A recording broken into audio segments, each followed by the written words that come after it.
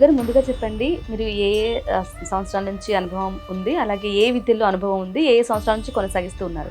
అప్పట్లో మా తాతగారు చేసేవాడు కాబట్టి హ్మ్. మా నాన్నగారు కూడా ఏం అనలేదు. గురుగారు అలాగే ఏ విద్యలు చేస్తూ ఉంటారు మీరు ఎక్కువగా? నేను మామూలుగా అంటే అమ్మ ఇసలకైతే కొంత ఆరోగ్యం బాగలేకపోయినా ఏదన్నా కొంచెం చేతబడులున్నా ముఖ్యంగా ఈ చేతబడి అంటే ఏ భాగాలకు ఎక్కువగా చేసే అవకాశం ఉన్నది? కాలు చేయబడిపోవడమో లేకుంటే వాడు మైండ్ వాడు పిచ్చోడైపోవడమో హ్మ్. ఏదో కారణం వల్ల చనిపోవడమో అంటే చేతబడి చేస్తే ఖచ్చితంగా చనిపోయేంత ఉంటుందా? ఉంటుంది. నిజంగా ఆత్మలు ఉన్నాయంటారా గురుగారు? ఉన్నాయి, ఆత్మలు ఉన్నాయి, ఖచ్చితంగా ఉన్నాయా? ఖచ్చితంగా ఉన్నాయి, అంటే ఎటువంటి వాళ్ళు వస్తుంటారు మీ దగ్గరికి? ఈ ఆత్మలకు సంబంధించి కూడా వస్తూ ఉంటారా? వస్తుంటారు. అలాగే కొంతమందికి ఇట్లా చేతబడి గనక ఒకవేళ చేసినట్లయితే దాన్ని ఎలా తిప్పికొట్టాలంటారు? చేసిన వాడు దుర్మార్గుడైనా సరే హ్మ్. వాడికి మనం ద్రోహం చేయకుండా హ్మ్. ఆయన్ని ఎవరు చూసుకుంటారు? భగవంతుడు చూసుకుంటారు. దేవుడు మనుషుల్ని వాడుకొని మనుషుల ద్వారా జరిగిస్తాడు కార్యం. అష్టదిగ్బంధన అత్యంత శక్తివంతము అంటారు. అష్టదిగ్బంధన అనేది అది అష్టదిగ్బంధన అంటే ఏంటి? అది ఎవరికి చేస్తారు? అసలు ఏంటి దాని గురించి? అష్టదిబ్బందన అంటే అంతరం మంత్రం తాయిత వేరు కాదది. అష్టదిబ్బందన అంటే అంటే ఇంట్లో ఎటువంటి ప్రాబ్లం ఉన్నా కూడా ఖచ్చితంగా అష్టదిగ్బంధన పక్కా ఉం. ఉండాలి. కొంతమంది ల్యాండ్కి సంబంధించి భూమికి సంబంధించి ఆస్తి తగాదాలు కానీ కోర్టు సమస్యలు కూడా లిటికేషన్ సంబంధించి సమస్యలు కూడా బాధపడుతూ ఉంటారు. అవి కూడా పరిష్కరిస్తారా? అంటే కోర్టు సమస్య ఎలా తీరుతుందమ్మా? కోర్టు అంటేనే కోర్టు. ఈ దేవతలు కొంతమంది బలి ఇస్తూ ఉంటూ ఉంటారు కదా, మరి అలా ఇస్తేనే నిజంగా కోరిక నెరవేరుతాయంటారా? కోడి అయినా గొర్రె అయినా మేక అయినా అమ్మవారికి బలి ఇచ్చేది గ్యారంటీ. కానీ ఒక దేవత కోరదు. కానీ ఎంత పెళ్లిళ్ళు లేట్ అవుతున్నాయో అంత త్వరగా విడిపోతున్నారు, చంపుకుంటున్నారు, ఒకరినొకరు చెప్పుకుంటున్నారు. చాలా రీసెంట్గా చాలా కూడా చూస్తూ ఉన్నాం మనం. ఏంటంటారు గురుగారు అసలు వీటి? అంటే అమ్మ పెళ్లి కావట్లేదు అంటే ప్రతి మానవుడి గురుగారు అలాగే ఇళ్ళలో చాలా మంది పూజలు చేసుకుంటూ ఉంటారు కదా, ఎలా చేసుకోవాలంటారు పూజలు? పూజలు అంటే అమ్మ ఇప్పుడు మగవారైనా ఆడవారైనా ఎవరైనా సరే ఎక్కువ శాతం ఆడవారే చేస్తారు. కానీ ఈ రోజు చేశాము రేపు చేశాము మళ్ళీ నాకు ఏమీ దక్కలేదు. నాగబంధనం అనేది అంటే ఏంటి గురుగారు? అసలు నిజంగా ఉందంటారా? ఏ విధంగా చేస్తారు? ఉందమ్మా, కాళ్ళసర్ప దోషం అని కొన్ని ఉన్నాయి. ఉమ్, అవి దోషాలు. ఉమ్, నాగబంధన అనేది ఉంటుంది. ఉమ్, నాగబంధన దేనికి ఉంటుందంటే ఉమ్.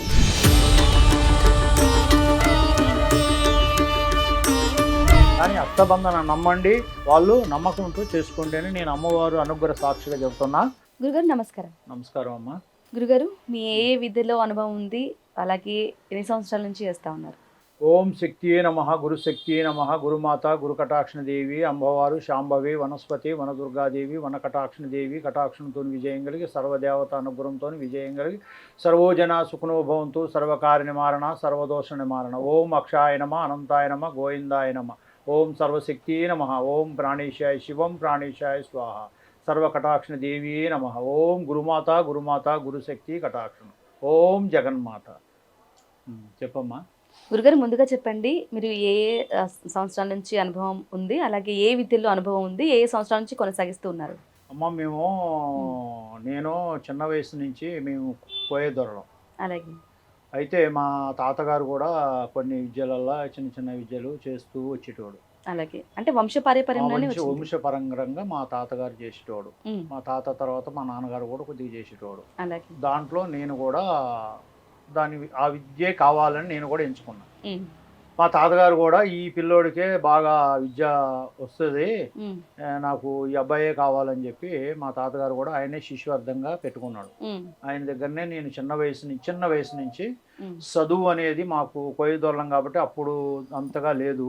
ఉమ్, లేకపోయినా ఈ విద్యలోనే అప్పుడు గురువులు పసరకట్టుతో సహా, అలాగే గురుగారు. పసరకట్టు అంటే చదువు లేకపోయినా ఇప్పుడు చదువు బాగా అవసరం. అవును. అప్పట్లో మా తాతల కాలంలో అప్పుడు చదువు లేకపోయినా పసరకట్టుతోని జ్ఞాపక శక్తి ఎక్కువ. ఉమ్, ఆ జ్ఞాపక శక్తి ద్వారాగానే మేము విద్యలు చేసేటోళ్ళం. అదే. అట్లా మా తాతలు కూడా జ్ఞాపక శక్తితోనే బాగా చేసేటోళ్ళు. ఉమ్, అలాగనే మేము కూడా పసరకట్టుల ద్వారాగా ఈ విద్య అనేది బాగా మాకు చిన్న వయసు నుంచి మాకు అలవాటు అయిపోయింది. అలాగే కాబట్టి ఆ తాతగారి ద్వారాగానే ముందు నేను కొంత ఏర్పాటు చేసి దాంట్లోనే వచ్చాను. ఉమ్, దాని తర్వాత మనము ఈ చిన్న చిన్న విద్యలు కాదు, మనం కూడా ఏదన్నా ఒక పెద్ద విద్యని మనం పట్టాలి, నేర్చుకోవాలి. అప్పుడు కానీ మనం కూడా సొసైటీలో ఒక పేరు సంపాదించుకోవాలనే ఒక ఆశ అనేది నాలో కలిగింది. అప్పుడు ఏం చేయాలా? భగవంతుని ఆశీస్సులు లేనిది మనం ఏమీ చేయలేం. భగవంతుని ఆశీస్సులు కావాలా. అప్పుడు మా పెద్దలు అమ్మవారు వనదేవత సమ్మక్క సారక్క తల్లి కొలిసేటోళ్ళు, అమ్మవారు అలాగనే దుర్గామాతను కొలిసేటోళ్ళు. అప్పుడు అమ్మవారి ద్వారాగా అమ్మవారి దీక్షలోకి పోవాలని చెప్పి కొద్ది రోజులు అమ్మవారి దీక్షలోకి వెళ్ళాను నేను. అమ్మవారు కొద్దిగా కరుణించింది. తర్వాత కొన్ని విద్యలు నేర్చుకోవాలని నేను ఇక అలాగా మా ఒక క్యాస్ట్లోనే మా ఒక ఊర్లోనే ఉండకుండా నేను బయట తిరగటం కొద్దిగా అలవాటు అయింది నాకు. అంటే అన్ని రాష్ట్రాలు, ఇటు తమిళనాడు కానీ, ఇటు కేరళ కానీ, కర్ణాటక కానీ, ఇట్లా కేరళ కానీ, ఇట్లా కొన్ని రాష్ట్రాలు తిరిగి అక్కడక్కడ కొంతమంది గురువులను కూడా కలవటం జరిగింది. అలాగే ఎవరి దగ్గర శిష్యరికం నేర్చుకున్నారు మీరు? గురువులు అంటే ఒక పర్మనెంట్ గా ఒక గురువు అనేది తాతగారే. మెయిన్ గురువు అంటే చిన్న వయసు నుంచి మనకు పసర కట్టులతోని విద్య నేర్పించి అమ్మవారు మనకి ఆశీస్సులు ఉండేలా చేసింది తాతగారే మొదటి గురువు. మొదటి గురువు. అలాగే ఇక మొదటి గురువు అంటే ఆయన ద్వారాగానే కదా మనకి విద్య అనేది మనకి స్టార్ట్ అయింది. కాబట్టి ఆయనే మనకు మొదటి గురువు. మన తాతగారే మన లైఫ్ కి గురువు గారు. తర్వాత మధ్యలో మనం తిరుగుతున్నాం కాబట్టి, అంటే తిరుగుతున్నామంటే కొన్ని రాష్ట్రాలు తిరుగుతున్నాం కాబట్టి అక్కడక్కడ కొంతమంది గురువులు, కేరళ వెళ్ళాం, కేరళలో కొంతమంది గురువులను కలిసాం, కర్ణాటక వెళ్ళాం, కర్ణాటకలో కొంతమంది గురువులను కలిసాం, ఇటు తమిళనాడు వెళ్ళాం, తమిళనాడులో కొంతమంది గురువులను కలిసాం, ఇటు అట్లా కొన్ని మహారాష్ట్ర, గుజరాత్ ఇట్లా అన్ని ఊళ్ళు తిరిగాం. కానీ అన్ని భాషలు రాకపోయినా గురువుల ద్వారా గురువులను కలవాలనే ఒక ఆశతోని మనం కలిసి చాలా మంది దగ్గర కలిసి చదువుకోకపోయినా అమ్మవారి ఆశీస్సులు మాకు ఇచ్చాడు కదా మా తాతగారు. అమ్మవారు జ్ఞానభోగం చేసి అమ్మవారిని వశయం చేసుకున్నాం. ఆ అమ్మవారి ఆశీస్సులు ఉన్నంత వరకు మనకు చదువుతో అవసరం లేదు. చదువు లేకపోయినా సరే ఆ ఒక్క జ్ఞాపక శక్తి, ఆ ఒక్క అమ్మవారి ఆశీస్సులు మనకు ఉంటాయి కాబట్టి ఆ అమ్మవారి ఆశీస్సులతో మనం ఎంత దూరం అయినా వెళ్ళిపోగలం. మరి తల్లిదండ్రులు ఇంట్లో ఎట్లా అంటే ప్రోత్సాహం ఏ విధంగా ఉండేది మీరు ఇట్లాంటి విద్యని ఎంచుకున్నప్పుడు? అప్పట్లో మా తాతగారు చేసేవాడు కాబట్టి మా నాన్నగారు కూడా ఏమనలేదు. అప్పుడు మా అమ్మ కూడా ఏమనలేదు. మా అమ్మ గాని మా నాన్నగారు గాని తాతగారి దగ్గరికి 10 మంది వచ్చిపోతుంటారు. అప్పట్లోనే తాతగారి దగ్గరికి కొంతమంది వచ్చిపోయేటప్పుడు అప్పుడు తాతగారు నేర్చుకున్న విద్య ఇది ఏదో అప్పట్లో మంచి విద్య, ఇది 10 మంది వచ్చిపోతున్నారంటే 10 మందికి సేవ చేసే విద్యే కదా అని చెప్పి అప్పుడు మా అమ్మగారు కానీ మా నాన్నగారు కానీ వాళ్ళు కూడా ఏమి అబ్జెక్షన్ చెప్పలే. కాకపోతే అలా ఇక నాకు కొద్దిగా వయసు వచ్చిన కాడి నుంచి నేను కూడా కొద్దిగా దూర రాష్ట్రాలు తిరగటం అనేది కూడా బాగా అలవాటు అయిపోయింది. గురుగారు అలాగే ఏ విద్యలు చేస్తూ ఉంటారు మీరు ఎక్కువగా? నేను మామూలుగా అంటే అమ్మ ఇసలకైతే కొంత ఆరోగ్యం బాగలేకపోయినా, ఏదన్నా కొంచెం చేతబడులు ఉన్నా, చేతబడులు అంటే ఇంత ముందు కాలంలో ప్రతి విలేజ్కి ఒకడు 2 3 ఉండేవాళ్ళు చేతబడి చేసేటోళ్ళు. వాళ్ళు మాలాగా స్వాములు విద్యలో ఇట్లా డ్రెస్ లో ఈ విధంగా ఉండరు. వాళ్ళు మామూలుగానే ఉంటారు, మామూలు మనుషులుగానే ఉంటారు. కానీ వాళ్ళ విద్య అనేది ఏంటంటే ఒక శక్తిని వాళ్ళు ఆహాయిస్తారు, అంటే ఆహ్వానం చేసుకుంటారు. ఆ శక్తి అనేది అదే చెబుతుంటది, వాళ్ళు చేస్తారు. చెడు అంటారు దాన్ని. ఆ చెడు చేసేటప్పుడు కంపల్సరీగా ఇంతకుముందు నచ్చకపోతే అలాగా కొంతమంది ఆ చెడు ప్రయోగాన్ని చేసేటోళ్ళు. చేసిన తర్వాత కొంతమంది ఇబ్బంది పడేటోళ్ళు. అప్పట్లో పెద్దలు అనేది ఎమ్మటే కనిపెట్టేవాళ్ళు కాబట్టి విలేజ్లలో కూడా ఏదైనా దృష్టి తగిలింది అని అంటే ఎమ్మటే ఎర్రనీళ్ళు తీసి పారేస్తారు. ఎర్రని ముద్ద, తెల్ల ముద్ద, ఇట్లా అన్నం కూడా ముద్దలు చేసి ఇట్లా దిగదూడిచి పారేసేటోళ్ళు. పిల్లలకి ఏదైనా దిష్టి తగిలిందంటే ఎర్రనీళ్ళు తీసి పారేసేటోళ్ళు, ఎంటికలు తుక్కేసి మిరపకాయలు వేసి అట్లా అప్పట్లో ఆయుర్వేదం మాదిరిగా కొన్ని చేసేటోళ్ళు. అవి ఇప్పుడు ఏమైందంటే ఎవరికి పట్టించుకోవట్లేదు అసలు. ఎవరు ఇప్పుడు ఏమి చేయాలి? ఇప్పుడు ఒకటే ఉంది గురువు గారు, ఏంటంటే ఇప్పుడు ఏఈ సాంకేతికత కూడా పరిజ్ఞానం కూడా ముందుకెళ్తూ ఉంది, పెరుగుతుంది. విమానాలు, రాకెట్లు, ఉన్నదాకా యుద్ధాలు కూడా జరిగినాయి. ఈ నేపథ్యంలో ఇటువంటివి నిజంగా ఉన్నాయంటారా? నిజంగా చేతబడులు జరుగుతున్నాయంటారా? పూర్వకాలం విద్య ఎవరు మర్చిపోరమ్మా. అలాగే ఇప్పుడు ఒక వెహికల్ నువ్వు నేర్చుకున్నావు చిన్న వయసులో, నీకు 70 ఏళ్ళు వచ్చినా కూడా ఆ వెహికల్ నువ్వు తోలగలుగుతావు. ఫస్ట్ నేర్చుకున్నాం కాబట్టి నేర్చుకున్న విద్యని ఎప్పటికీ మర్చిపోలేం. కాబట్టి మనకు 70 ఏళ్ళు వచ్చినా కూడా దాన్ని తోలుతాం. ఆ టాలెంట్ తో ఉంటది మనకి, ఆ టాలెంట్ మన మైండ్ లో ఉంటది. అలాగనే ఒక విద్య మనం నేర్చుకున్నాము అని అంటే కంపల్సరీగా ఉంటుంది. కానీ అప్పట్లో నువ్వు అన్నట్టుగా అప్పట్లో చదువులు లేవు కాబట్టి అప్పుడు ఊరికి 10 మంది నేర్చుకునేటోళ్ళు. ఇది చెడు విద్య. ఒక్క మంచి విద్య నేర్చుకోవాలంటే ఓపికతో ఉండాలా. అది కొద్ది రోజుల్లోనే నేర్చుకోవచ్చు, ఇది కొన్ని సంవత్సరాలలో నేర్చుకోవచ్చు. కాబట్టి ఈ ఓపికతో మంచి పని నేర్చుకునేవాడు చాలా టైం పడుతుంది, కానీ చెడు పని నేర్చుకునేవాడికి సింపుల్గా వస్తుంది కాబట్టి ఎమ్మటే నేర్చుకునేటోళ్ళు అప్పట్లో. ఇప్పుడు ఏంటి అని అంటే ఇవన్నీ వచ్చినాయి, కంప్యూటర్ కాలం వచ్చేసింది కాబట్టి కొంతమంది ఏంటంటే మనకెందుకు ఆ విద్య అవసరమా అని చెప్పి వదిలేసేటోళ్ళు చాలా మంది ఉన్నారు. అప్పుడు లెక్క ఇప్పుడు లేదు వాస్తవంగా నువ్వు చెప్పాలంటే. కానీ మంచి విద్య చేసేటోళ్ళు కూడా కొంతమంది ఓపికతో నేర్చుకున్న వాళ్ళు అక్కడక్కడ కొంతమంది మీద కోపంతో పగతోనూ అలా ఉన్న వాళ్ళు చేస్తూ ఉంటారు. ముఖ్యంగా ఈ చేతబడి అంటే ఏ భాగాలకు ఎక్కువగా చేసే అవకాశం ఉందంట అంటే అమ్మ ఇప్పుడు 3 రకాలు 4 రకాలు ఉంటుందమ్మా. అది ఒకటి ఏంటి అని అంటే ఇప్పుడు ఒక లేడీస్ అయినా సరే, ఒక మగవాళ్ళైనా సరే, ఒక ఆడవాళ్ళైనా సరే, వాళ్ళకి మగోడు ఎదురు తిరిగాడు అనుకో, ఈడు నాకు ఎదురు తిరుగుతున్నాడు ఏంటి అని చెప్పి వాడి మీద చేసేది ఉంటుంది. ఎందుకనంటే వాడు ఎదురు తిరుగుతున్నాడు కదా అని వాడు కాల్ చేయబడిపోవడము, లేకుంటే వాడు మైండ్ వాడు పిచ్చుడైపోవడము, తర్వాత వాడు చనిపోవడము, ఏదో కారణం వల్ల చనిపోవడము, అట్లా కొన్ని విధాలుగా చేస్తారు. కొంతమంది ఏం చేస్తారు, ఈడు ఎక్కడ ఎదుగుదల ఉండకూడదు, వీడు ఎదగకూడదు, ఒక వ్యాపారం చేసినా, ఒక వ్యవసాయం చేసినా, ఏది చేసినా సరే వీడికి ఎదుగుదల ఉండకూడదు. అంటే లక్ష్మీదేవత దూరం అయిపోవాలి.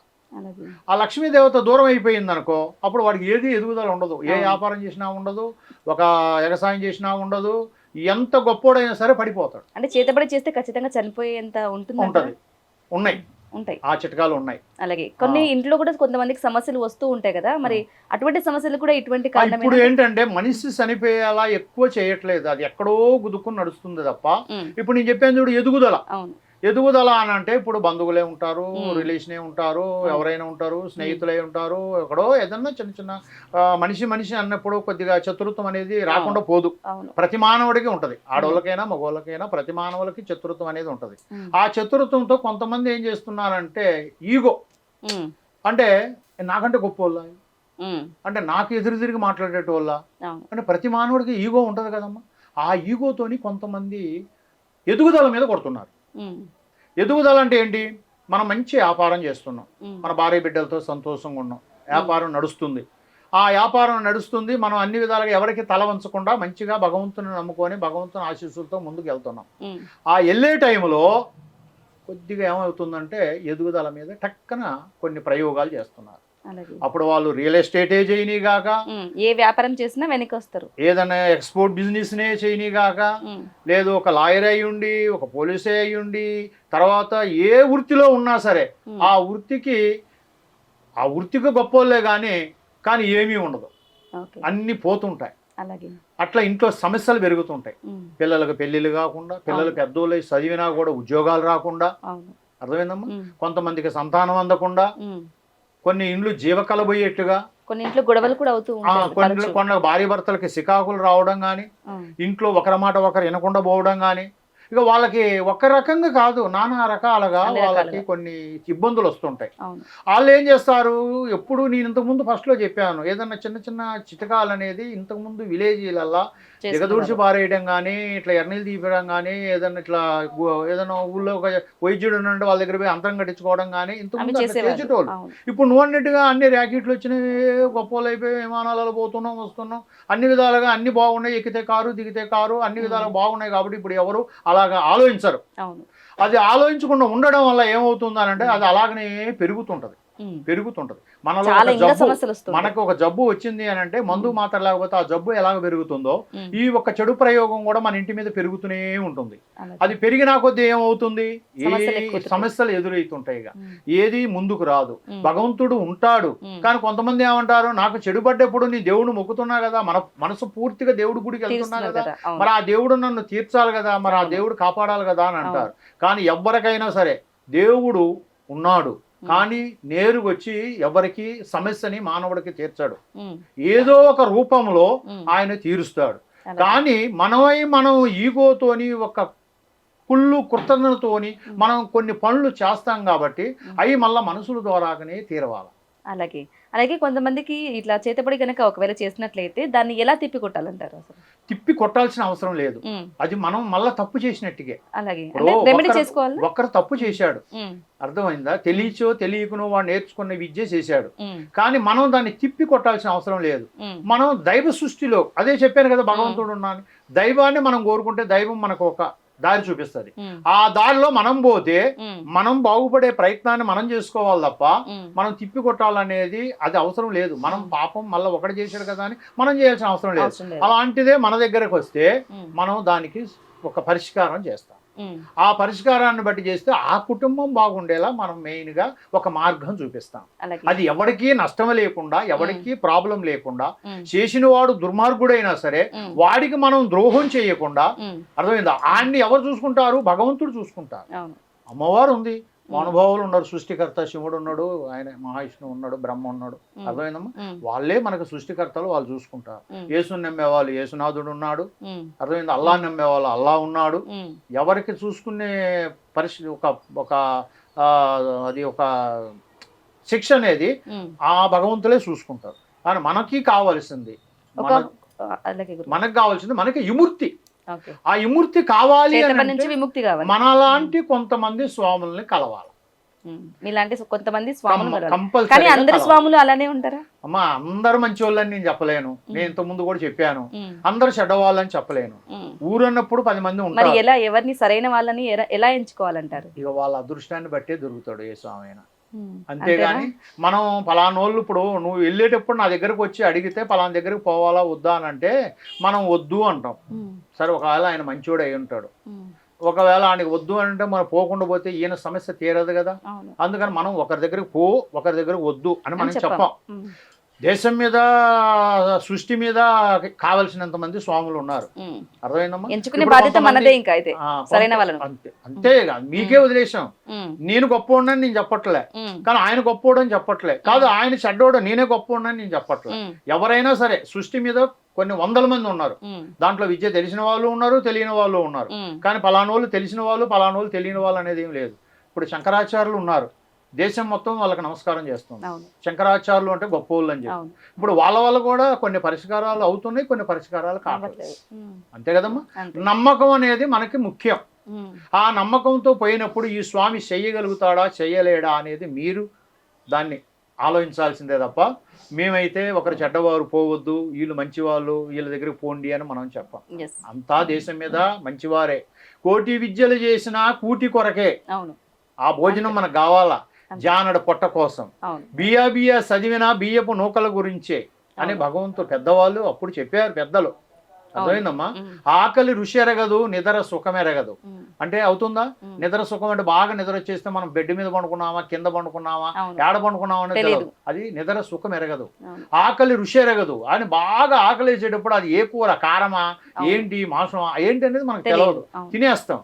అలాగా పెద్దల సామెతలై yes. ఆ సామెతలను బట్టి అప్పుడు ఖచ్చితంగా నడిచింది. అలాగే. కోపంగా చెప్పిన వాడు బతక చెప్తాడు, ఉమ్, తీయడి మాటలతో చెప్పేవాడు చెడగొడతాడు అని పెద్దలు చెప్పారు. ఉమ్, అది నిజమే కదమ్మా? నిజమే. తీయడి చెప్పేవాడు ఏంటి, తీయడి మాటలే నమ్ముతాడు కానీ కోపం మాటలు నమ్మడు కదా. అవును. అంటే కోపంతో ఎందుకు చెబుతాడు అని అంటే వాడు కడుపులో కసి అది. ఉమ్, వీడు చెడిపోతున్నాడు, ఈ అమ్మాయి చెడిపోతుంది, దీనికి మనం కోపంగా చెబితే వీడు వింటాడు అన్న కోపంతో వాడు చెప్తాడు. అలాగే. వీడేంటి, వీడు పోతే పోయాడు, ఇంకా కొంచెం 4 మాటలు చెప్పి వీడిని కొంచెం చెడగొట్టాలి అని అనే ప్రయత్నంతో వీడు తీయటి మాటలు చెప్తాడు. అలాగే గురుగారు. ఆడపిల్లైనా మగోడైనా తీయటి మాటలు చెప్పే వాళ్ళని ఎప్పటికీ మనం నమ్మకూడదు. ఉమ్, కోపంగా చెప్పేవాడు వీడు చెడ్డవాడు అనుకోకూడదు. అలాగే. అర్థమైందా? నిజంగా ఆత్మలు ఉన్నాయంటారా గురుగారు? ఉన్నాయి, ఆత్మలు ఉన్నాయి, ఖచ్చితంగా ఉన్నాయా? ఖచ్చితంగా ఉన్నాయి. ఉమ్, ఎలా చెప్తారు? ఆత్మలు మీ దగ్గరికి అనేది ఎలా కంపల్సరీగా వస్తుంటారు? ఉన్నాయి.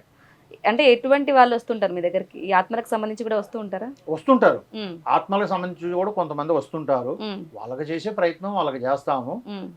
కొంతమందికి ఆత్మ అనే దానికంటే ఎక్కువ శాతం ఈ అంటే ఉండవు, ట్రాష్ అవి ఇవి అంటూ ఉంటారు కదా, చాలా మంది నమ్మరు కదా నిజంగా ఉన్నాయంటే. ఇప్పుడు దేవుడు లేడని కొంతమంది అంటున్నారు. ఉమ్, వాళ్ళు మనం ఏమంటున్నాం, నాస్తికులు అంటున్నాం. అవును. అంతే కదా? ఉమ్, మళ్ళీ వాడు మనసులో నమ్ముకుంటాడో నమ్ముకోడో ఇక అంతా ఆడికే తెలుసు. ఉమ్, బయట మాత్రం లేడు అని అంటాడు. ఉమ్, అంతే కదా? అవును. మనం ఏం చేస్తాం, ఉన్నాడు అని అంటాం. ఉమ్, ఉన్నాడు అంటే ఉన్నాడు, నీ ఆత్మలో ఉంది, నా ఆత్మలో ఉన్నాడు.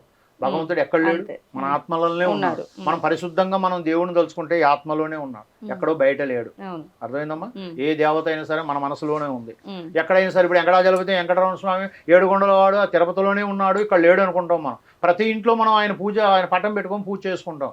ఎక్కడున్నాడు ఆయన? మన ఇంట్లోనే ఉన్నాడు. శివుడు ఎక్కడో ఉన్నాడు, అక్కడే ఉన్నాడు, కాశీ విశ్వనాథుడు కాశీలోనే ఉన్నాడు అనుకుంటాం. కానీ కాశీలో లేడు, మన ఇంట్లో దేవుడు, ఆయన పెట్టుకొని పూజ చేసుకుంటాం, మన దగ్గరే ఉన్నాడు. అలాగే అమ్మవారు ఎక్కడో విజయవాడ ఉంది, కనకదుర్గమ్మ తల్లి అనుకుంటాం. శక్తి పీఠాలు 18 శక్తి పీఠాలు ఉన్నాయి అనుకుంటాం. అంతా మన మనసులోనే ఉంటుంది. మనం ఏడైనా సరే తొక్కితే రాయి మొక్కితే దేవుడు అలాగే. అంటే అర్థమైందని నేను చెప్పింది. ఉమ్. మనం ఒక రాయిని తొక్కితే తొక్కుతాం, గనక ఆ రాయి అది. అవును, దాన్ని మనం తీసి దాన్ని పసుపు కుంకుమ పెట్టి ఒక చెట్టుకాడ పెట్టి మనం పూజించామంటే దేవుడు. దేవుడు. అవును. మనం పెట్టిందే దేవుడు పేరు. ఇంతమంది దేవుళ్ళు నేనున్నా నా పేరు ఇది నా పేరు ఇది అని రాలే.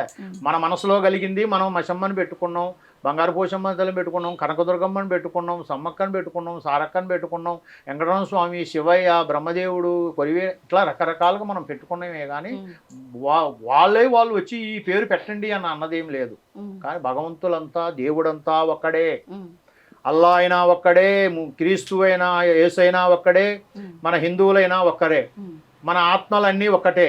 నువ్వు కోరుకునేది అదే, నేను కోరుకునేది అదే, ముస్లిం కోరుకునేది అదే, హిందూ కోరుకునేది అదే, క్రీస్తు కోరుకునేది అదే.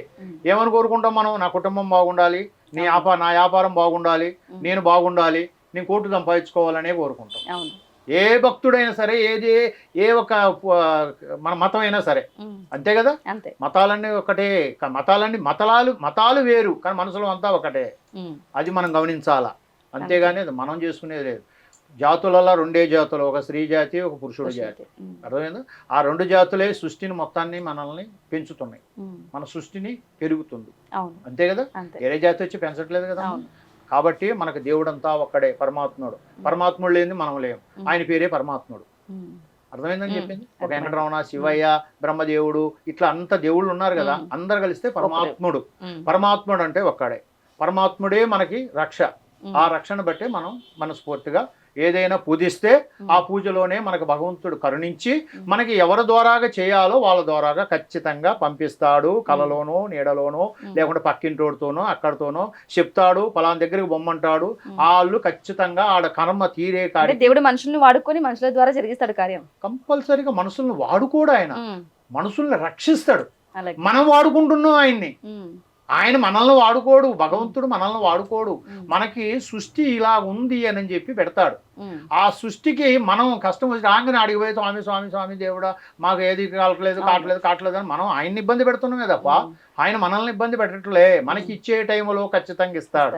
నీకు రాసి పెట్టాను నాయన, నీ విధంగా నీకు ఈ స్థితిలో నువ్వు ఇట్లా గొప్పోడు అవుతావు, ఈ వయసులో నువ్వు గొప్పోడు అవుతావు, నీకు తొందరపడద్దు అని చెప్తాడు ఆయన. కానీ మన ఒక మానవ జాతి ఆగదు, ఆదుర్త ఎక్కువ, తొందర ఎక్కువ.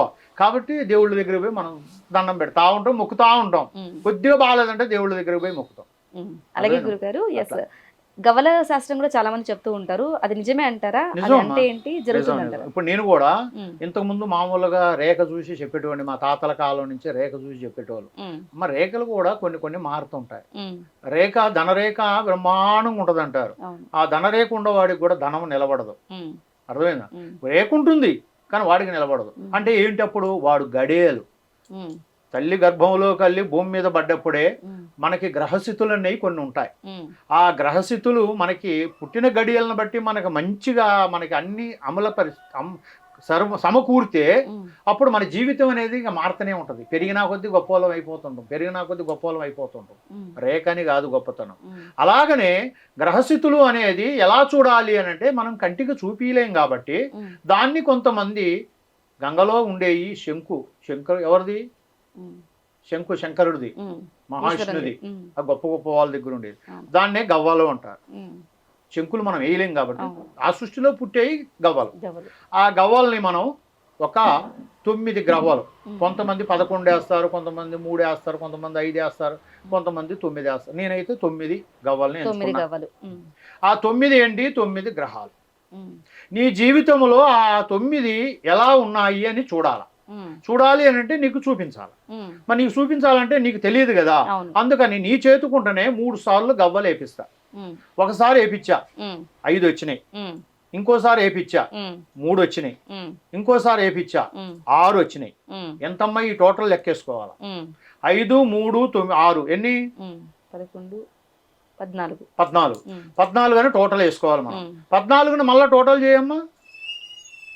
4, 1 ఎంత? 5. అంటే పంచభూతాలు ఎన్ని వచ్చినాయి? పంచభూతాలు అంటే పంచభూతాలు ఎన్ని? 5. 5 అని అంటే పంచభూతాలు 5 వచ్చినాయి.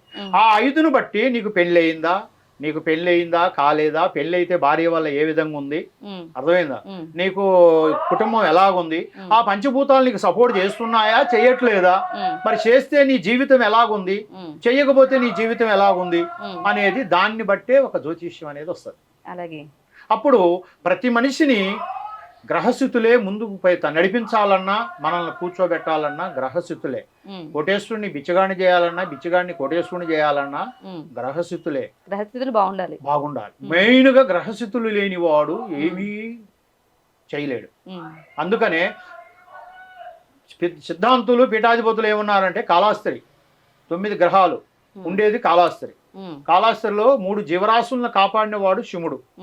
అర్థమైందమ్మా. అప్పుడు అక్కడనే రాహుకేతువుల పూజనే నిరూపించారు.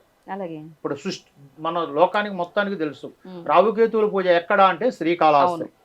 శ్రీకాళహస్తిలో జ్యోతిలింగం అంటే ఒక అమావాస్య, పౌర్ణము, జ్ఞానము, సూర్యగ్రహణము, చంద్రగ్రహణం అని కొన్ని వస్తాయి కదా, అవి వచ్చినప్పుడు అన్ని గుళ్ళు మూసేస్తారు. కానీ ఒక్క కాళహస్తి శివుడు గుడి మూసేయరు. అది ఎందుకు ముయ్యరు అంటే జ్యోతిలింగం ఆయన అంటే ప్రాణం ఉన్న లింగం. ప్రాణం ఉన్నప్పుడు ఎట్లా మూసేస్తారమ్మా, ముయ్యరు కదా. అందుకనే జ్యోతిలింగం కాళహస్తి గుడి ఎప్పటికీ ముయ్యరు. అందుకని అక్కడనే ప్రాణం ఉన్న లింగం కాబట్టి అది జ్యోతిలింగం కాబట్టి అప్పుడు అక్కడ కాళహస్తిలో రాహుకేతువుల పూజ అని అక్కడ నిరూపించారు. ఎవరన్నా గ్రహస్థితులు బాగలేని వాళ్ళు ఆడికి పోయి గ్రహాలకి శాంతి చేయించుకోవాలి అంటే రాహుకేతువుల పూజ అక్కడ చేస్తారు. ఒక సత్యనారాయణ వ్రతం ఎక్కడ చేస్తారు, అన్నవరంలో చేస్తారు. అర్థమైందమ్మా. అలాగనే ఒక రాహుకేతువుల పూజ అంటే అక్కడనే చేస్తారు. ఒక హోమం, చండీ హోమం చేయాలంటే అలంపూర్ జోగులాంబ దగ్గరనే చేస్తారు. అది ఫేమస్ అక్కడ శక్తిపీఠం. అట్లా కొన్ని స్థానాలు ఉంటాయి, ఆ స్థానాలలో కొంతమంది చేస్తారు. అందుకని మనం ముందు గ్రహస్థితుల్ని సహకరించాలా, గ్రహస్థితుల్ని మనం సంప్రదించాలా, అది ఎలాగున్నాయి అనేది చూసుకోవాలా. అప్పుడు మనం కొంతమంది స్వాములను కలవాల్సి వస్తుంది, చేయాల్సి వస్తుంది. కొంతమంది అయ్యగారుల దగ్గరికి పోతారు, చేపించుకుంటారు. కొంతమంది గుళ్ళలో చేపించుకుంటారు. ఇక అది వాళ్ళ తృప్తి కోసం అది. కానీ నా దగ్గరికి వస్తే దానికంటూ ఒక పరిష్కారం ఉంది. ఆ పరిష్కారం చెప్తాను నేను. ఆ పరిష్కారం ప్రకారం వాళ్ళు చేసుకోవచ్చు. లేదు మనలో కొంతమంది ఏంటంటే డబ్బులు ఉన్నాయని నేను ఆ రసుకు తీసుకోలేనండి, నేను చేయలేను స్వామి, మీరే ఏదైనా ఉంటే చేయండి అని అంటే మనం కూడా చేపిస్తాం. దానికి అయ్యే ఖర్చు వాళ్ళు పెట్టుకుంటే అది కూడా శాంతి చేపిస్తాం. అర్థమైందా గురుగారు? అలాగే చెప్పండి, అష్టదిగ్బంధన అత్యంత శక్తివంతము అంటారు. అష్టదిగ్బంధన అనేది అది అష్టదిగ్బంధన అంటే ఏంటి, అది ఎవరికి చేస్తారు, అసలు ఏంటి దాని గురించి? సో మంచి కృష్ణమ్మ, నువ్వు అడిగిన కృష్ణలలో నేను చెప్పాల్సిన కృష్ణ జనానికి ఉపయోగపడే కృష్ణ, ఉపయోగపడే పని దాంట్లో ఉంది. ఇప్పుడు నేను కూడా నువ్వు ఫస్ట్ అడిగావు ఏమేమి విద్యలు చేస్తావు గురువు గారు అని. అప్పట్లో చాలా చేశా, కానీ కొన్ని అయినాయి, కొన్ని కాల. కానీ ఇప్పుడు అయ్యేది జనాలను బాగు చేసేది, భక్తులను కాపాడేది ఒక్క అష్టదిగ్బంధనే. అదొక్కటే అష్టదిగ్బంధన అని అంటే ఇంతకుముందు పూర్వకాలంలో రాజులు ఉండేవాళ్ళు, మనం కాదు అప్పుడు ఉంది రాజులు అంటే దేవతలకే కనెక్షన్లో ఉండేవాళ్ళు. అప్పుడు వాళ్ళు దేవతలు కూడా వాళ్ళు చుట్టూ తిరిగేవాళ్ళు, దేవతలకి దగ్గరికి పోయేవాళ్ళు మహారాజులు. ఆ రాజుల కాలంలో ఒక్కొక్క రాజ్యం బాగుంటుంది, ఒక్కొక్క రాజ్యం బాగోదు. అంటే అప్పుడు ఆ రాజ్యానికి కీడు అనేది పడుతుంది. కీడు పట్టినప్పుడు ఆ రాజ్యం దెబ్బతింటుంటుంది. దెబ్బతినేటప్పుడు ఒక్కొక్క రాజ్యంలో కొంతమంది సిద్ధాంతులు ఉంటారు రాజుల కింద. అప్పుడు ఆ రాజుగారు ఏంటి సిద్ధాంతులు, మరి ఇట్లా మన రాజ్యం ఇట్లా దెబ్బతింటుందనంటే అప్పుడు ఆ సిద్ధాంతులు అప్పుడు చూసి అప్పుడు మన కోటకి మన రాజ్యానికి కొంచెం కీడు పట్టుకుందండి, మరి ఆ కీడు తీరాలి అని అంటే అప్పుడు కీడు ఇప్పుడు చేతబడి. ఇప్పుడు కీడు అంటే ఎవరికి అర్థం కాదు, అర్థమైందమ్మా. అది పట్టింది కాబట్టి ఆ ఒక్క కీడు పోవాలి అని అంటే మన కోటకి మన రాజ్యానికి మనం అష్టదిగ్బంధం చేయాలి గురు స్వామి రాజుగారు మహారాజు గారు అని చెప్పేటోళ్ళు. అప్పుడు ఎలా చేయాలి అని అంటే అష్టదిగ్బంధన అనంటే 303 దేవతలు. అష్టదిగ్బంధన అంటే అంతరం మంత్రం తాయిత వేరు కాదది. అష్టదిగ్బంధన అంటే 303 దేవతలు. ఆ దేవతల అనుగ్రహం అనేది, ఆ దేవతల ఆశీస్సులు అనేది మన మీద ఉండాలా, మన రాజ్యానికి ఉండాలా, మన కోటకు ఉండాలా. అవి ఉండాలి అని అంటే అప్పుడు అష్టదిగ్బంధం చేయాలి అని అంటే అప్పుడు పెద్దలు మహారాజులు ఏం చేసేటోళ్ళు అంటే ఆ మామూలుగా అప్పుడు రాగిష్యం బిందెలు కానీ, లేదంటే బంగారు బిందెలు కానీ, లేకుంటే ఎండి బిందెలు కానీ, అప్పుడు 4 బిందెలు కానీ తీసుకొచ్చి అప్పుడు దాంట్లల్లా సిద్ధాంతులు రాసేటోళ్ళు అష్టదిగ్బంధన యంత్రాలని చెప్పి చెక్కిటోళ్ళు. అప్పుడు ఆ యంత్రాలను చెక్కి అప్పుడు దానిలో కొంత ఆ యంత్రాలను చెక్కి ఆ యంత్రాలతో పాటుగా దానికి కొన్ని వస్తువులు ఉంటాయి. ఆ వస్తువులన్నీ దాన్ని తీసుకొచ్చి అప్పుడు దాంట్లో నింపి అవన్నీ బందోబస్తు చేసి, అర్థమైందా, పూజలో పెట్టి 108 రోజులు దాన్ని పూజ చేసి, దాన్ని అప్పుడు ఆ రాజ్యానికి, ఆ రాజు కోటకి 4 వైపుల 4 అవి భూమిలో పెట్టి పూజ చేసేవారు. పూజ చేసినప్పుడు అప్పుడు ఆ దేవతలంతా చెడు ప్రయోగాలన్నీ పొయ్యి అప్పుడు ఆ కోట బాగుండేది, ఆ రాజ్యం బాగుండేది, ఆ రాజు బాగుండేవాడు, ఆ ఊరు బాగుండేది. అదే ఒక అష్టదిబ్బందన అంటారు. ఆ అష్టదిబ్బందన అనేది చాలామందికి తెలియదు. కొంతమంది దాన్ని ఉపయోగించుకొని, పేరును ఉపయోగించుకొని, కొంతమంది యంత్రాలు కుట్లలో కొనుక్కొచ్చి ఇచ్చేటోళ్ళు ఉంటారు, కొంతమంది రాసేటోళ్ళు ఉంటారు, కొంతమంది దాన్ని చేస్తారు. కానీ అది కాదు విద్య. నాకు తెలిసినంత వరకు ఎవరు ఎలా చేసుకుంటారో తప్పు లేదు, వాళ్ళకి తెలిసిన విద్య వాళ్ళు చేసుకుంటారు. వాళ్ళు ఇలా చేస్తున్నారు, వాళ్ళది తప్పు, నాది రైట్ అని నేను అనట్లేదు. ఎవరికి తెలిసిన విద్య వాళ్ళు చేస్తారు. కానీ నాకు తెలిసిన విద్య అష్టదిబ్బందన అంటే పేరు చెప్పటం కాదు, దానికంటూ కొన్ని వస్తువులు కావాలా. ఆ వస్తువుల పేరు చెప్తాను నేను. అష్టదిబ్బందన అంటే ఒక మన ఇప్పుడు కుటుంబానికి కావాల్సింది ఎవరు? కుటుంబం ఎవరిది? కుటుంబ పెద్ద శివుడిది. ఏ ఇంటికాడ పూజ చేయాలన్నా, ఎక్కడ చేయాలన్నా ఒక శివుణ్ణి పెట్టే మనం ముందు పూజ చేస్తాం. ఏది గృహోపదేశం అయినా ఏదైనా అంటే ఫ్యామిలీ ఉన్నది ఆయనకే, బిడ్డలు కొడుకులు అంతా ఉన్నది ఆయనకే. కాబట్టి అది శివారాధనతో శివయంత్రం అనేది అష్టబంధన యంత్రం అంటారు దాన్ని. ఆ ఒక్క అష్టబంధన యంత్రాన్ని రాయాల. తర్వాత మనకి ఏదైనా చేతబడులు ఉన్నాయి కాబట్టి చేతబడి యంత్రం అని ఒకటి ఉంటుంది. ఆ చేతబడి యంత్రం రాయాల మెయిన్గా. దాని తర్వాత దాంట్లో పునుగు, జవాయి, కస్తూరి, గోరోజనం, ఇలమురి, పెడమురి, ముత్యపు శంకు, గోమతి చక్రాలు, తెల్ల జిల్లేడి, తేలుకొండి కాయలు, అర్థమైందమ్మా. దాంట్లో ఆ తర్వాత ఇవన్నీ ఉంటాయి, దానికి అన్ని వస్తువులు ఉంటాయి. ఈ వస్తువులన్నీ తీసుకొచ్చి దాంట్లో వేయాల. ఈ అన్నిటికీ పవర్ని ఇచ్చేది. ఇప్పుడు పునుగు అంటే దేనికి అనుకున్నాం అమ్మది? వెంకటాచలపతిని అభిషేకం చేసేది పునుగే.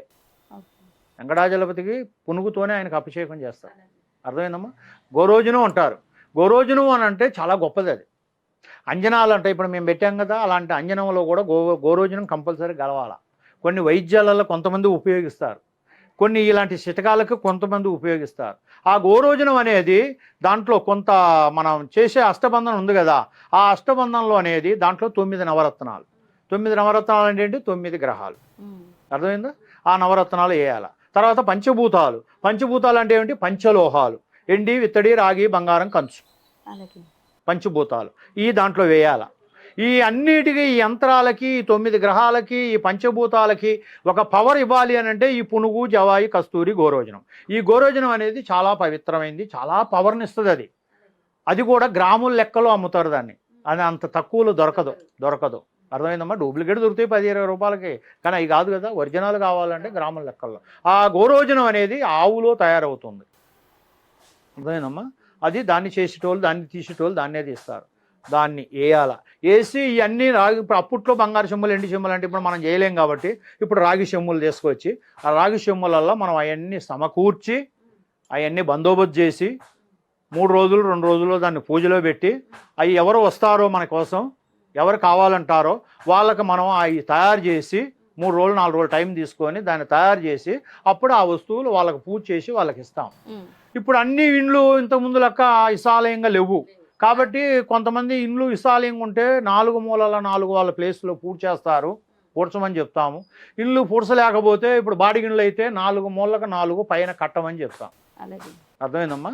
4 మూలకు 4 కట్టుకుంటే వాళ్ళకి అష్టదిబ్బందన అనేది వాళ్ళ ఇంటికి చేసినట్టుగా, వాళ్ళ ఇంటికి రక్షణ. అది ఆ రక్షణ ఉండడం వల్ల ఒక చేతబడి ఎవడన్నా చేసినా వాళ్ళకి తగలదు, అర్థమైందమ్మా. ఒకవేళ వాళ్ళ ఇంట్లో ఏదైనా చేతబడి పోతుంది, వాళ్ళ ఇంట్లో ఏదైనా వాస్తు ప్రాబ్లం ఉన్నా గ్రహాలు చక్కబడతాయి. ఎందుకంటే దేవతలు కదా, 303 దేవతలు కాబట్టి గ్రహస్థితులు అన్నిటినీ ఒక దగ్గర చేరుస్తాయి. దైవశక్తి ఉంటే చెడు శక్తి అనేది ఎంతసేపు అమ్మా దాన్ని పోతూనే ఉంటుంది కదా, ఎటువంటి ఇబ్బందులు ఉండదు. కాబట్టి అది రక్షణ, ఆ కుటుంబానికి రక్షణ అనేది ఒక అష్టదిబ్బందన. తెలిసిన వాళ్ళు ఖచ్చితంగా దాన్ని చేపించుకోవాలని ఉంటారు, కానీ చేసేటోడు ఖచ్చితంగా దొరకడు. మనం ఏదో ఇప్పుడు ఈ టీవీలో మీరు ఏదో మమ్మల్ని ఇంటర్వ్యూ చేస్తున్నారు కాబట్టి ఏదో మాకు తెలిసింది మేము చెప్తున్నాం కాబట్టి ఇప్పుడు మా దగ్గరికి రావడం మొదలుపెట్టారు, లేదంటే మనం కూడా ఎవరికి తెలుసు, తెలియదు కదా.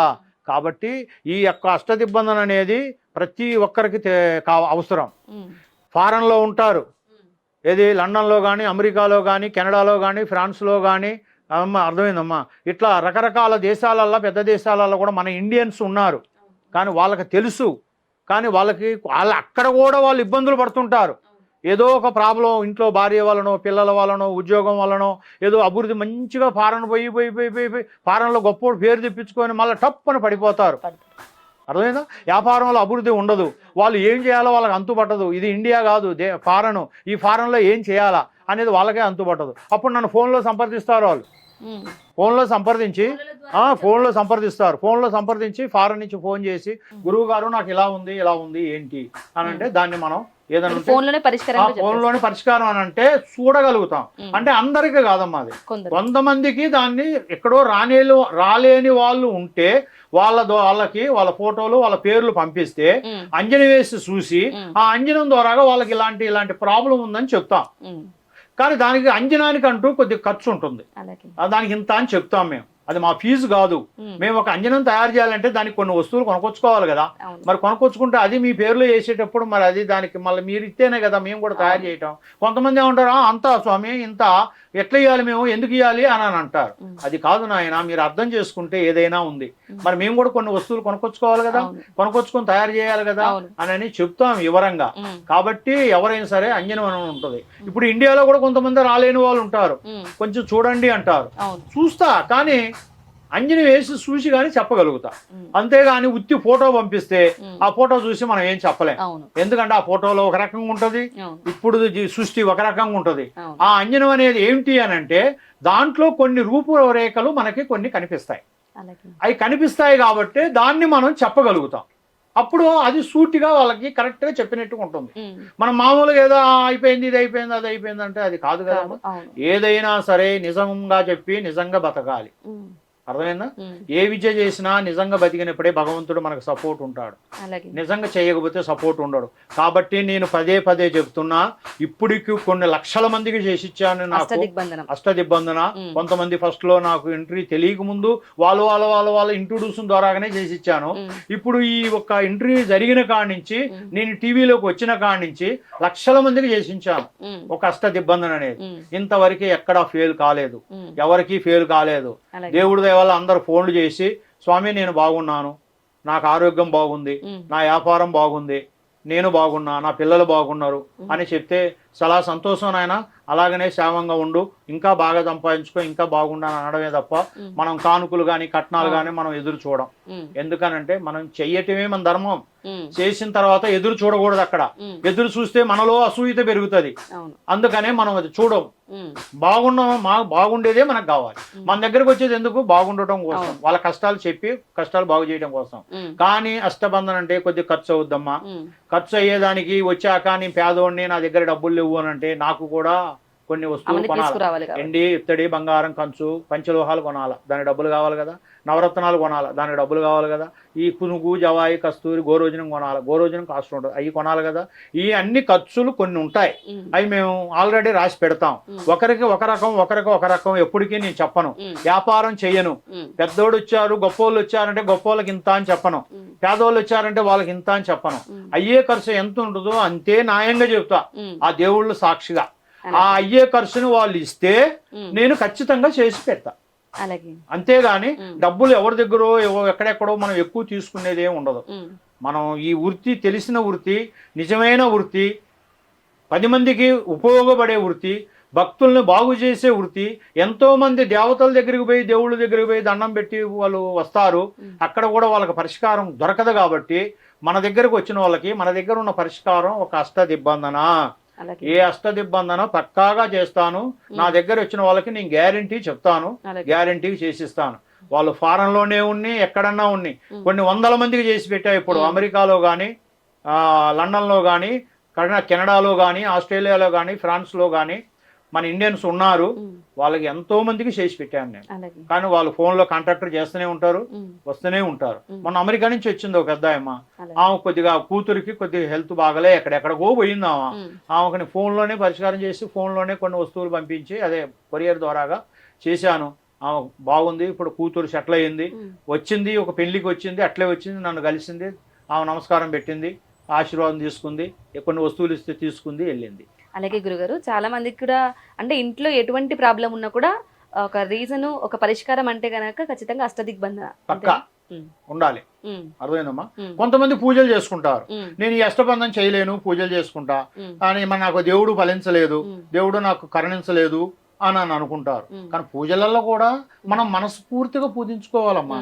మన ఇంట్లో కూడా 2 రోజులు పూజించి అలంకరించి తర్వాత నాకేం చూడట్లేదు దేవుడు, నేను పూజ చేస్తూనే ఉన్నా, అలంకరిస్తున్నాను దేవుడి మీద కోపడితే కాదు. మనం కూడా పరిశుద్ధంగా మనకి పరిష్కారం అయ్యేంత వరకు మన ప్రాబ్లం దేవుణ్ణి పూజించాలా.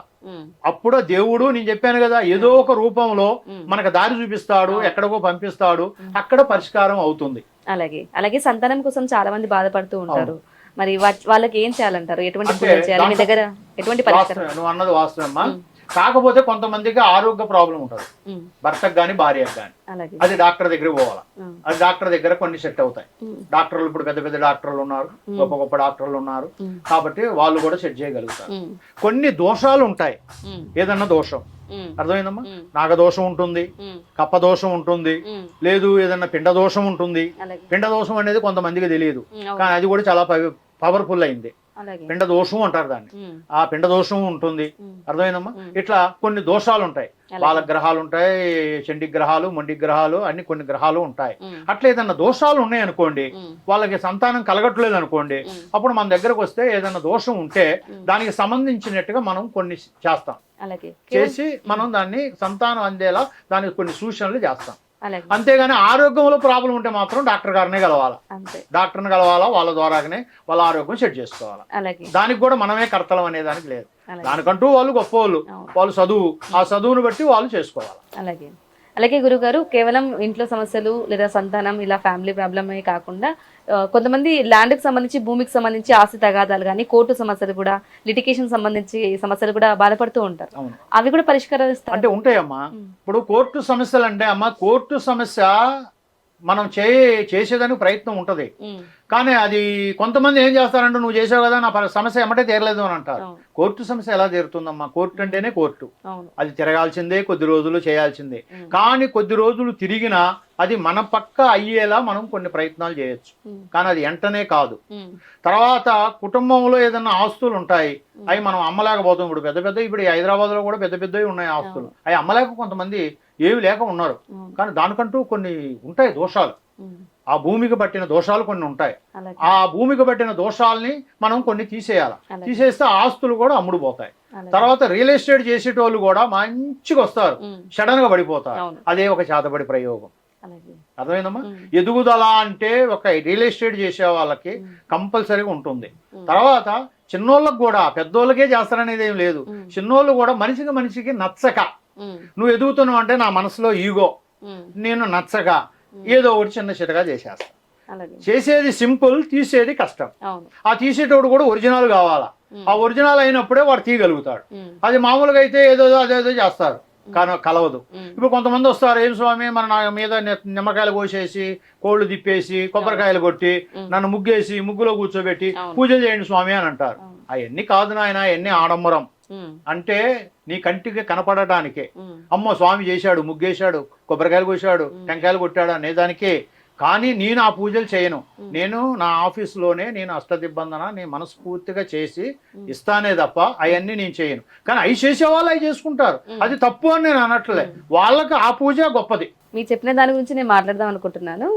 మీరు ఇంతకుముందు మాట్లాడినట్లు గురుగారు, ఇప్పుడు దేవతలు కొంతమంది బలి ఇస్తుంటూ ఉంటారు కదా, మరి అలా ఇస్తేనే నిజంగా కోరిక నెరవేరుతాయి అంటారా? అమ్మా, ఇప్పుడు బలి ఇస్తేనే కోరిక నెరవేరుతుంది అనేది కాదు. ఇప్పుడు ఒకటి చెప్తా, తాతల కాలం, ఇప్పుడు మీ తాతలే ఉన్నారు, మా తాతలే ఉన్నారు. అప్పట్లో వనదేవతలకు బలులు ఇచ్చేవాళ్ళు. అర్థమైందమ్మా? బలి అని అంటే కొంతమంది తెలియని వ్యక్తులు కూడా, అడవులలో ఉండేవాళ్ళు కూడా మనుషులను కూడా బలి ఇచ్చేటోళ్ళు అంట. అంటే మనం చూడలేదనుకో, అలా ఉండేది అప్పుడు.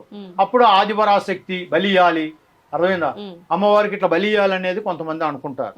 ఆ బలులు అలాగనే అలవాటు అయిపోయినాయి. ఇప్పుడు కూడా, ఇప్పుడు మీ తాతే ఉన్నాడు అనుకో, నాకు అమ్మవారికి కులదేవతామా, ఆమెకి నేను ఏటపోతుని ఇస్తా అన్నా, ప్రతి సంవత్సరం నేను కొలుపు కొలుసుకుంటా, కోడిని ఇస్తా అన్నా అని అంటాడు. అది నువ్వు చూస్తావు. అప్పుడు ఆయన వయసు అయిపోయి ఆయన పోయిన తర్వాత నువ్వేం చేస్తావు?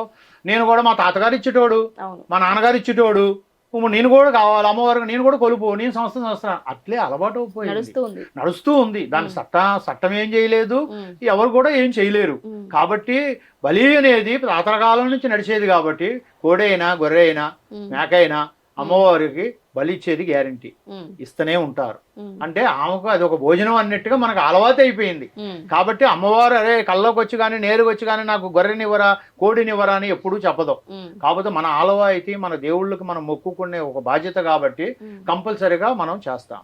కానీ ఒక దేవత కోరదు, కానీ దేవత పక్కన కొన్ని శక్తులు ఉంటాయి, ఉమ్. శక్తులు కోరు. ఆ శక్తులు కోరతాయి.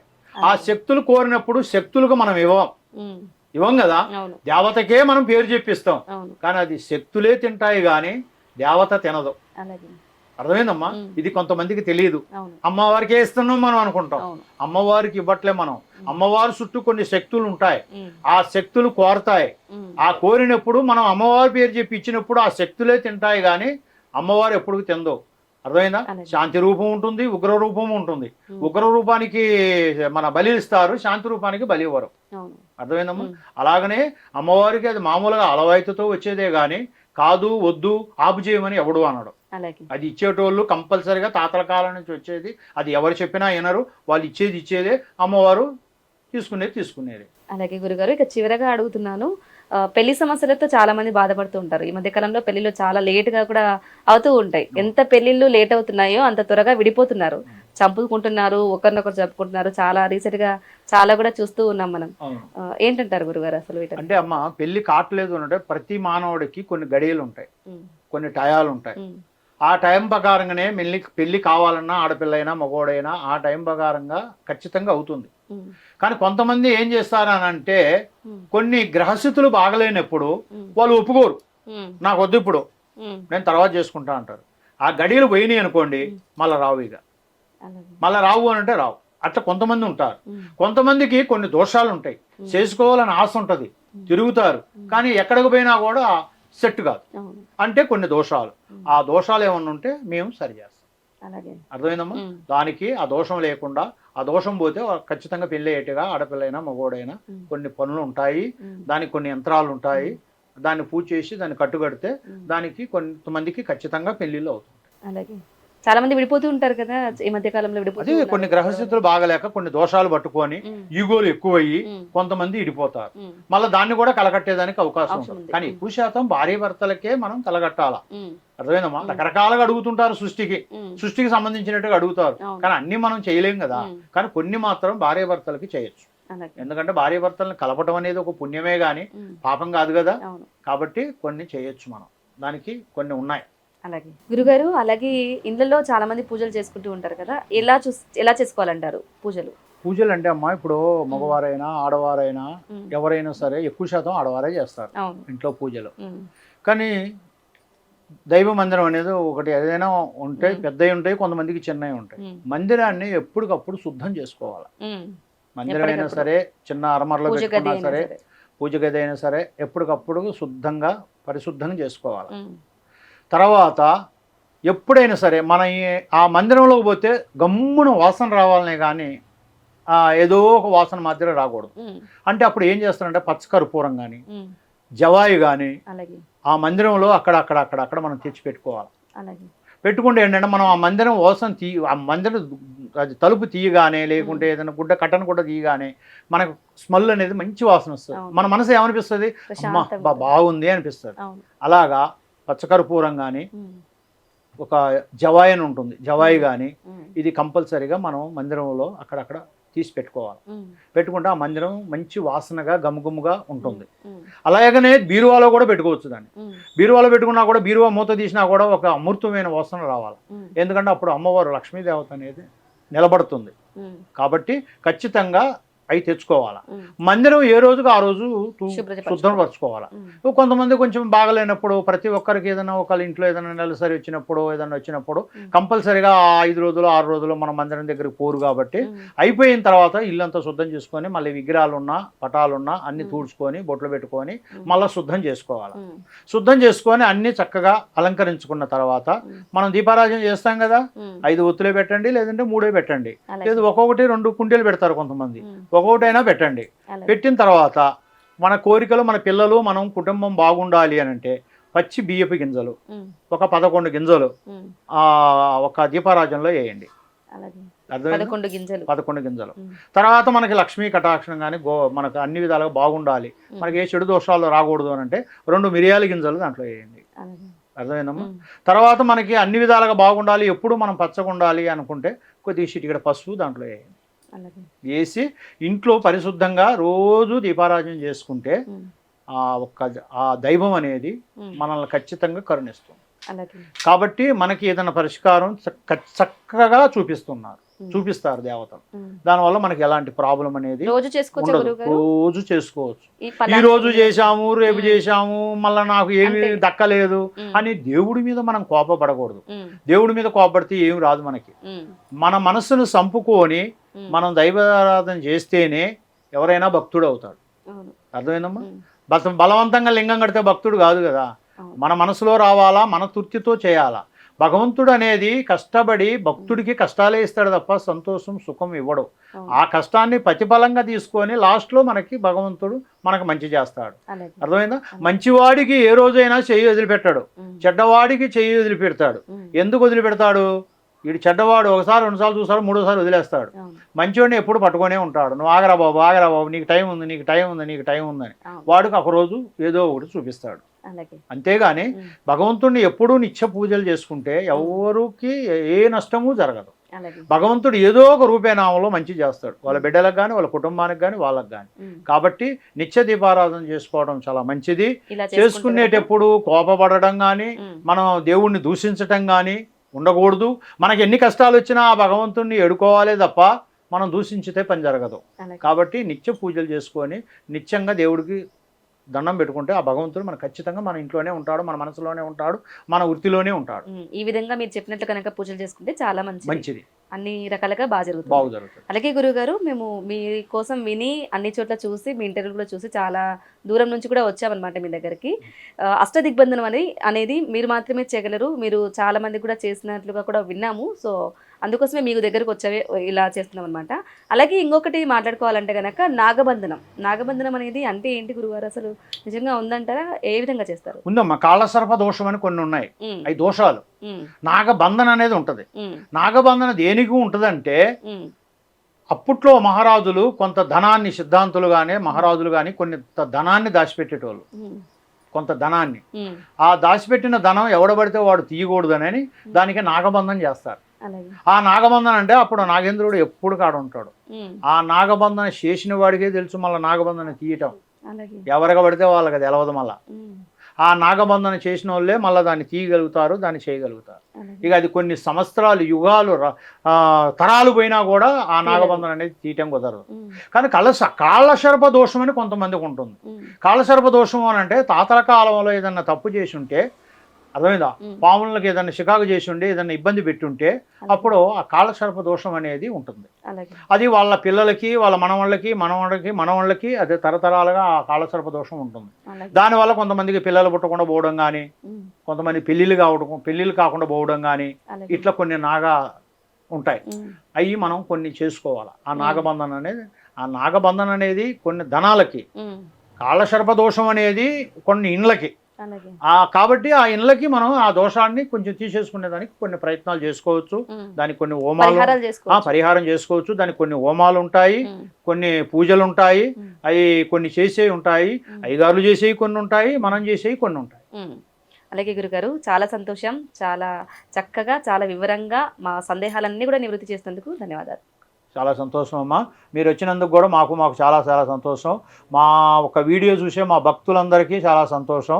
అందరూ బాగుండాలని, ఆరోగ్యంగా ఉండాలని కోరుకుంటున్నా. ఐశ్వర్యం కావాలి, అందరూ బాగుండాలి, అంత దేశమంతా బాగుండాలి, మనం బాగుండాలి. మన దేశానికి ఏమి యుద్ధాలు రాకూడదు, మనమంతా సంతోషంగా ఉండాలి. మన మోడీ గారు కూడా బాగుండాలి, మన అన్ని దేశాల సీఎంలు బాగుండాలి, అందరూ బాగుండాలని మనస్ఫూర్తిగా కోరుకుంటూ అందరికీ నమస్కారం చేస్తున్నా. చాలా సంతోషం. కానీ అష్టబంధన నమ్మి ఖచ్చితంగా చేపించుకోండి. 100కి 100% నేను చెప్తున్నా. ఆ ఒక్క విద్య అనేది పక్కా గ్యారంటీ, నమ్మకం. దీంట్లో ఎంత వాళ్ళైనా సరే బాగుపడతారు. వాళ్ళు నమ్మకంతో చేసుకోండి అని నేను అమ్మవారు అనుగ్రహ సాక్షిగా చెబుతున్నా. సంతోషంగా మీరు వచ్చినందుకు మాకు చాలా సంతోషం. గురుగారు, నమస్కారం. నమస్కారం.